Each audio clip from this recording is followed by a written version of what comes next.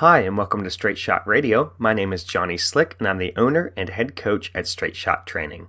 I've got a wide range of topics that I'm going to get into today, thanks to some great questions from some of my friends at the Frederick YMCA. We'll go over how to maintain total fitness while pursuing specific fitness goals, whether or not you should buy organic, when and why to take vitamins and supplements, what to do when you hit a weight loss plateau, whether or not you need a protein powder, where you can get your protein from besides chicken breasts, and why a certain gym staple needs to go. Like I said, we'll get through a lot today, so let's get right into it.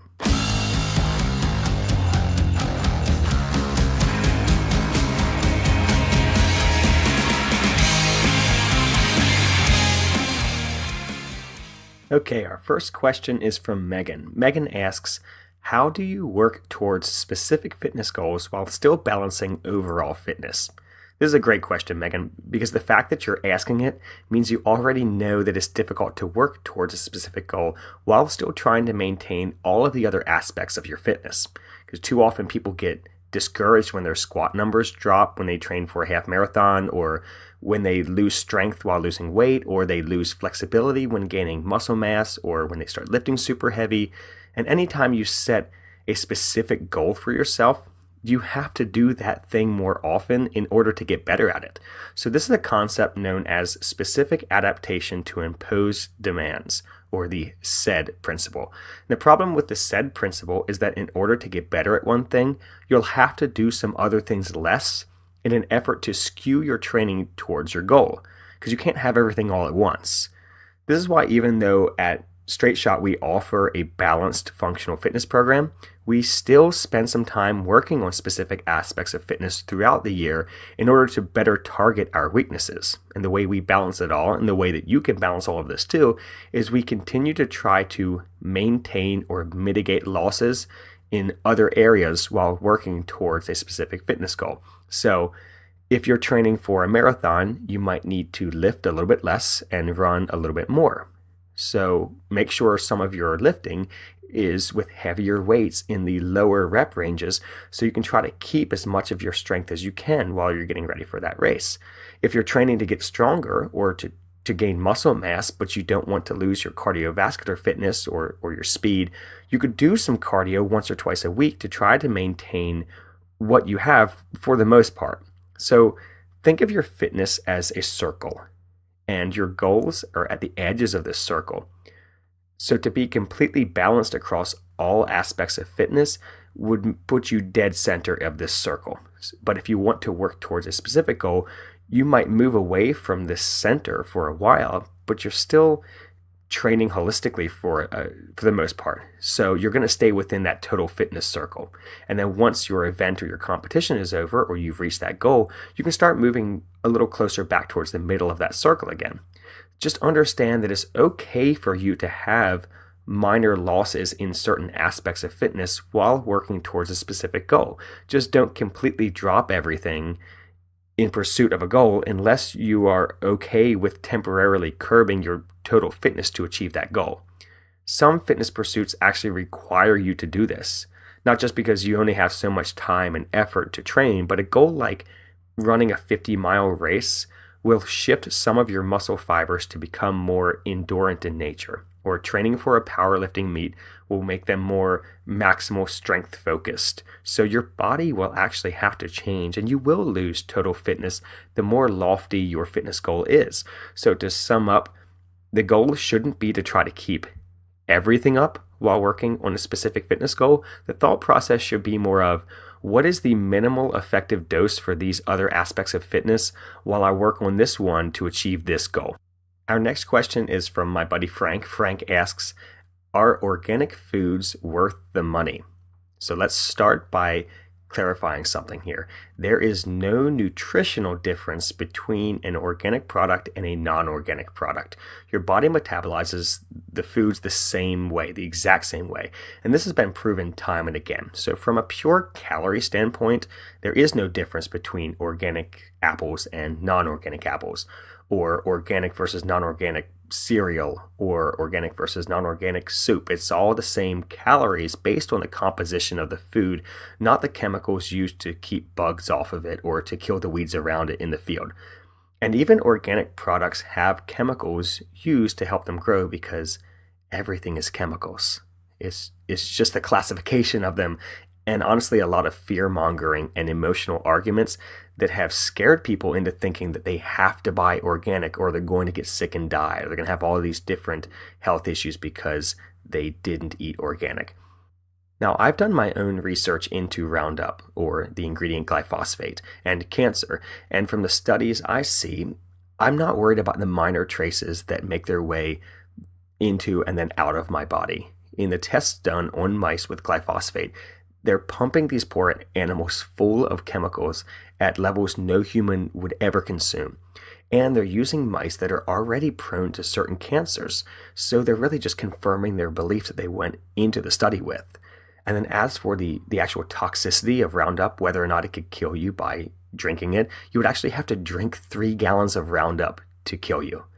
So using the standards that we measure toxicity, that actually makes glyphosate less toxic to humans than baking soda and salt. So you wouldn't think I shouldn't eat baking soda or salt because it's going to kill me. If you ate it at a high enough dose, it would. So with the small amount of glyphosate that ends up in our food, it's not going to cause cancer. It's not going to kill you. And even the studies done on long-term exposure to glyphosate in foods, so through fruits and vegetables, it shows that all these studies have shown that glyphosate undergoes very little metabolism. It doesn't accumulate, and the majority of it is excreted mostly unchanged when it comes out in human waste products. And that's just one of the chemicals that people are afraid of. And they'll do this after reading one study they saw online. They're disregarding the hundreds of other studies that the FDA and the EPA have been conducting for years on agricultural companies and the way they grow food. So if a certain chemical scares you, I encourage you to do some research and see what's actually been proven about it. And I'll be 100% honest, I am open to having my mind changed. I've changed my mind plenty of times in the past when my opinion, I found out it wasn't backed by science, but it's going to take a lot to change me on this one just because of the mountain of evidence showing that eating organic is not necessarily healthier for you. That being said, most organic produce is from local farms typically, and I like the idea of supporting local farms. And the produce actually usually tastes better because those foods are in season, so they typically have a higher micronutrient content. So if the price isn't bad, I'll definitely buy organic produce. Same time, I'm trying to feed my family, so it really comes down to the price for me since there isn't a nutritional difference. And I don't believe in pseudoscience, and I don't appreciate fear-mongering being used as a sales tactic to try to get me to buy something. Plus, I'm really tired of people thinking that organic macaroni and cheese or organic Oreos are somehow more healthy for you than non-organic kale or non-organic sweet potatoes. That's absurd. It actually has a lot of people spending a lot of money on organic foods with little to no vitamins, minerals, or fiber, and they're afraid of spending less money on food that is not going to give them cancer or other health issues. So no, Frank, organic foods are not worth the money that they cost, in my opinion.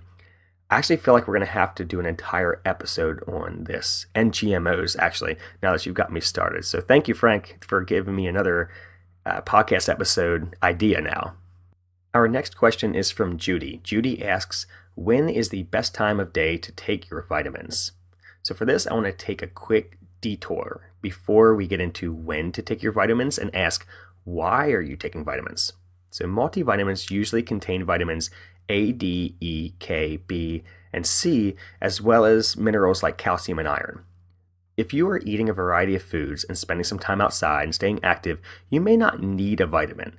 I usually tell people to check to see if they are deficient in a micronutrient with a blood test before they go supplementing with it. I eat 6 pounds of sweet potatoes a week plus eggs and a lot of carrots, so I'm good on vitamin A. If I supplemented with it, it could potentially build up to dangerous levels in my body since vitamin A is a fat-soluble vitamin along with D, E, and K.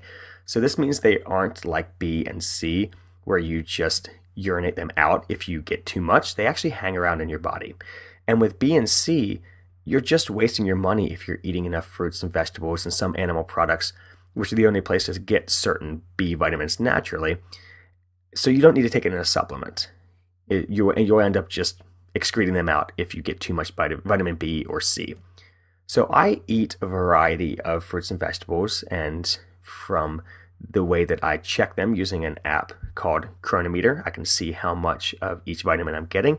So as far as I can see, I'm good on these vitamins. I also get vitamin E from avocados. I get vitamin K from green leafy vegetables. I get vitamin D from getting outside to work out whenever I can. So I don't feel a need for a multivitamin. If I started having symptoms where I thought I had a vitamin deficiency, I might get a blood test to see if I needed more of one, but I'm not having those symptoms. So you may not need a vitamin. But if you do, I would take it shortly after a meal or with a meal, since taking them on an empty stomach tends to upset people's stomachs. But really just take them at a time when you know you are going to take them. They have no effect on your workout performance, so don't worry about timing them out with that.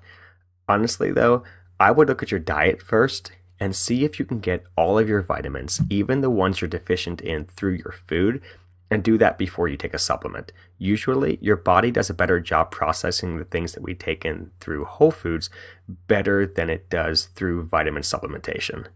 So speaking of supplements, our next question is from Erica. Erica asks, so many people take a wide variety of supplements for working out, pre and post-workout supplements. Are they necessary, and which ones are best, and which would you recommend a person taking? All right, so this is one that when I get asked, I always give people the answer they don't want to hear. It's very similar to my vitamin answer, actually, and that's if you don't have your diet dialed in, meaning knowing your calories, knowing your macros, sticking to them, staying hydrated, and having a solid, comprehensive fitness plan that you follow weekly. Oh, and you need to be sleeping 8 hours a night. Only after you have all of that in check should you go and look for a supplement. So to answer your first question, Erica, they aren't necessary for general health in most cases, but if you want to try some, I would suggest making sure everything else is dialed in first. Most of the time, people want to try a new pre-workout supplement to quote-unquote give them energy, when in fact, they just need a better diet, they need more sleep, and then they need a smarter fitness routine that will allow for proper recovery from workouts.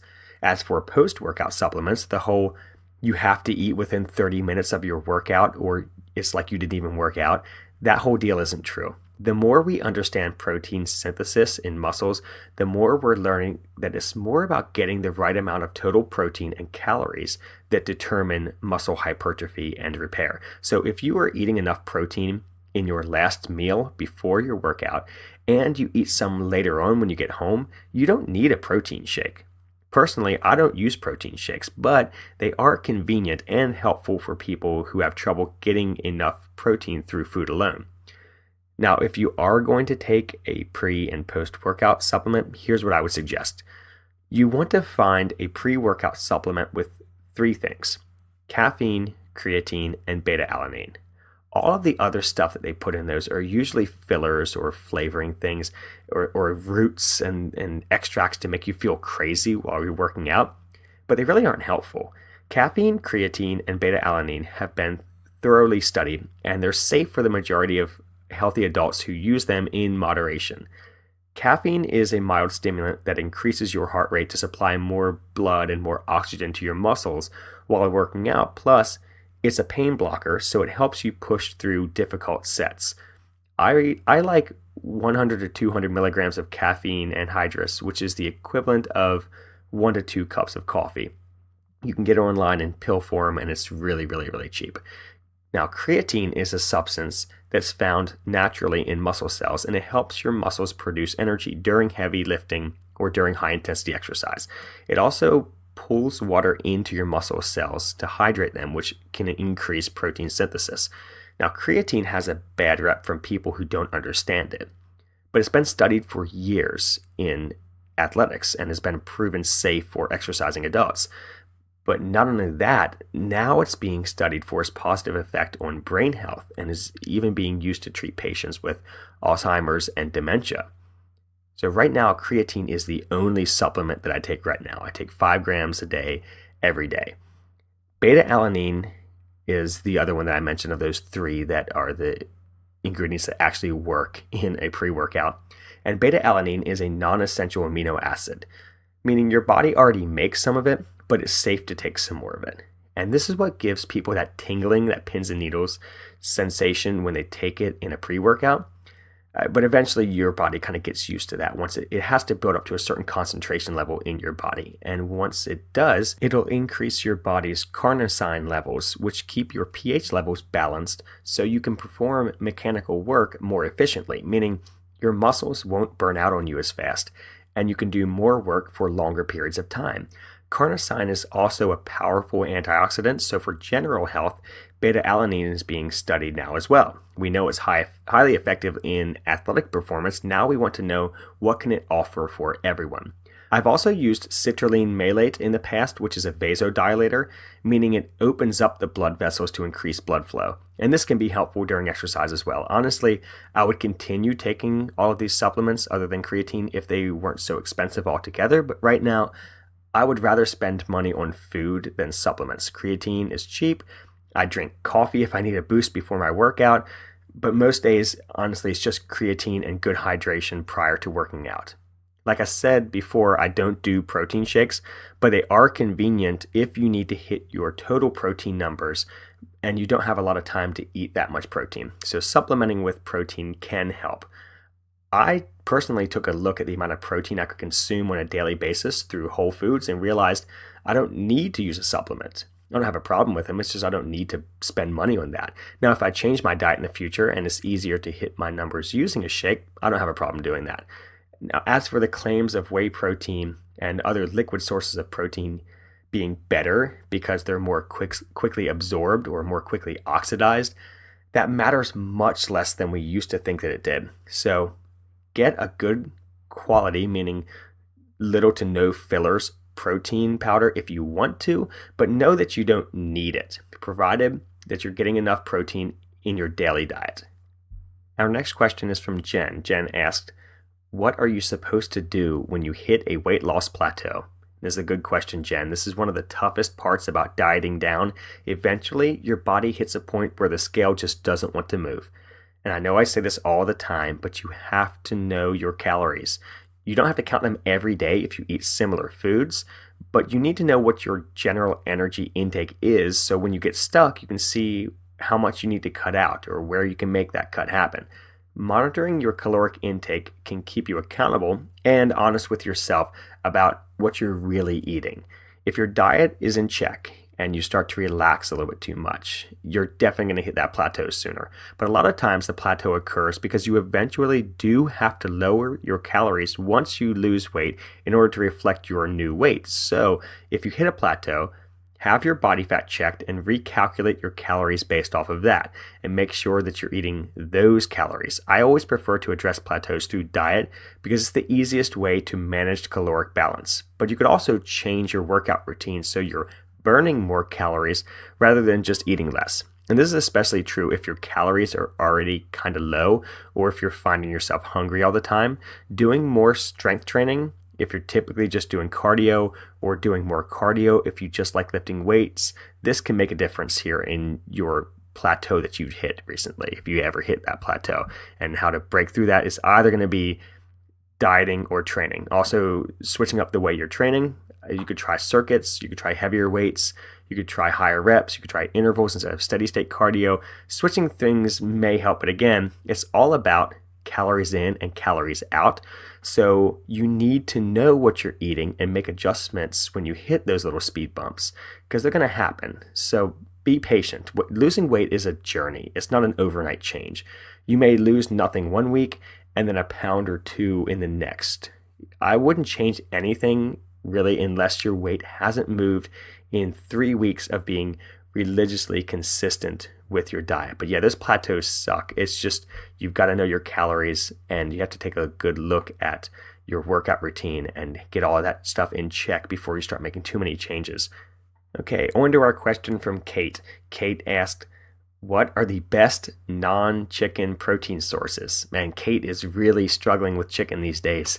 So Kate is sick of chicken breast and she wants to try something different. Now, chicken breast is great because it's not super expensive, at least where I get it, and it's very low in fat because it's basically all protein. So this makes it easy to factor into your total calories and your macros. And finally, it's pretty much a blank canvas that you can make it taste like just about anything, which is why I guess everything tastes like chicken. Personally, I don't mind it, and I eat most of my protein through chicken breast throughout the day, but I understand that some people don't like the texture or they don't like the flavor of it. So if you're going to sub something for chicken breast and you need it to match the same calories, it's going to need to be a super lean meat like turkey breast, which is really just the same as chicken breast, or whitefish or tuna, or very lean cuts of beef or pork.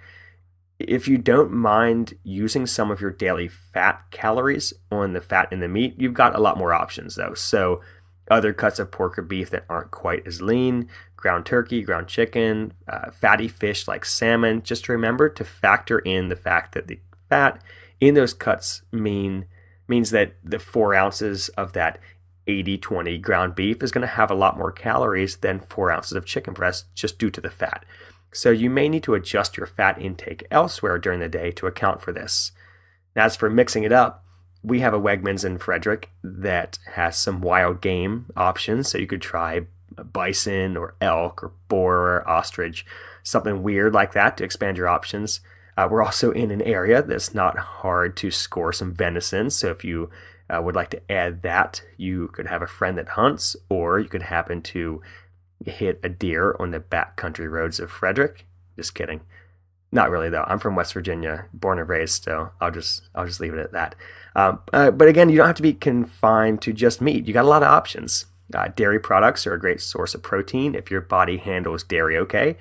And there are tons of plant sources of protein as well. Just remember that both dairy and plant sources of protein may have more calories from carbs or from fat than chicken breast. So adjust those total daily calories accordingly. Also, no single plant source of protein contains all essential amino acids, so you need to eat a variety of them in your diet, or eat some animal sources of protein here and there as well to make sure that you're getting enough total amino acids for your body to actually do what it needs to do with the protein that you're eating. Finally, for our last question, John asks, why do Smith machines exist? So for those of you who don't know what a Smith machine is, it's a barbell that's fixed on a track that runs along a rack that kind of looks like a squat rack. People use it for squats and bench presses, shoulder presses, basically anything that you would use a normal barbell for, but it's not the same thing. The reason why John and I are not fans of this machine is because people are often told that they need to learn how to squat and how to bench on the Smith machine before graduating to a bar. The problem here is that with a Smith machine, you can load up the bar with weight and just go without ever really learning to actually balance and control a bar throughout your range of motion. The bar is fixed on a path that is not a natural human range of motion. Now, when you press or squat, the bar should move in as vertical of a path as possible, but depending on your biomechanics, the bar might have a slight deviation, which the Smith machine does not allow you to perform. I've seen guys who can squat 315 on a Smith machine, not able to balance 185 with a free bar on the squat. And the same with bench press. I was taught to squat on the Smith machine, and I'm glad that I was quickly retaught by someone else and then continue to teach myself after that, because your body adapts to the patterns that you repeatedly do. So all of these people using Smith machines are adapting to a pattern of a machine, not their body's natural pattern, or learning to correctly teach their body how to move. Now, the reason that Smith machines were made was originally for gym safety. There are safety stops on the machine, and the bar rotates so that you can rack it just about anywhere along the bar path. So the designers thought, this is great, people can lift by themselves now. But they didn't realize that in an effort to make lifting safer, they actually made people's other lifts away from the Smith machine more dangerous, because these people are losing the ability to stabilize loads away from the track of the Smith machine. Oh, and if the makers of the Smith machine were to hop on YouTube for a bit and search Smith machine fails, they would quickly see that it can definitely be unsafe for lifters. Now, all of this being said, there are a couple of okay uses for a Smith machine. One is to use it to perform incline push-ups with people who can't do them on the floor yet. You can raise and lower the bar so the athlete can perform the reps with good mechanics at a level they can manage. Then you can go under the bar to do horizontal pull-ups similar to ring rows or TRX rows if you've ever done those. And again, raising or lowering the bar, just like on the push-up, can change the stimulus for the user. Also, I've used the Smith machine with the bar set around like rib height as a ballet bar, so I can have clients with significant balance issues learn to lunge or to squat with something to hold on to lightly if they start to lose their balance. So John, we don't have to get rid of the Smith machine, but we definitely don't need them. Thanks to everyone who submitted questions. We'll definitely be doing this again. So if you have a fitness, health, or nutrition question, send me a message on social media using the handle @StraightShotTraining. I'm not sure what platform you're listening to this on right now, but we are on Spotify now for those of you who get your podcasts and music there. That's my go-to app for audio content. So if you would like to follow us there, just search for Straight Shot Radio under the podcasts. If you can leave us a rating on whatever platform you're currently listening to us on, that would be awesome. And head over to straightshottraining.com if you're interested in a monthly subscription to our comprehensive training program. You'll get 6 workouts a week that include everything: mobility, prehab, strength, conditioning work, cool downs, video coaching calls, and our nutrition protocol, all for just $21 a month. That's like 2 pints of organic blueberries for a month of coaching. And if you're just looking for a movement and mobility program to use as a supplement to your current workout regimen, check out our Resilient program. Thanks again for listening, and have a great week, everybody.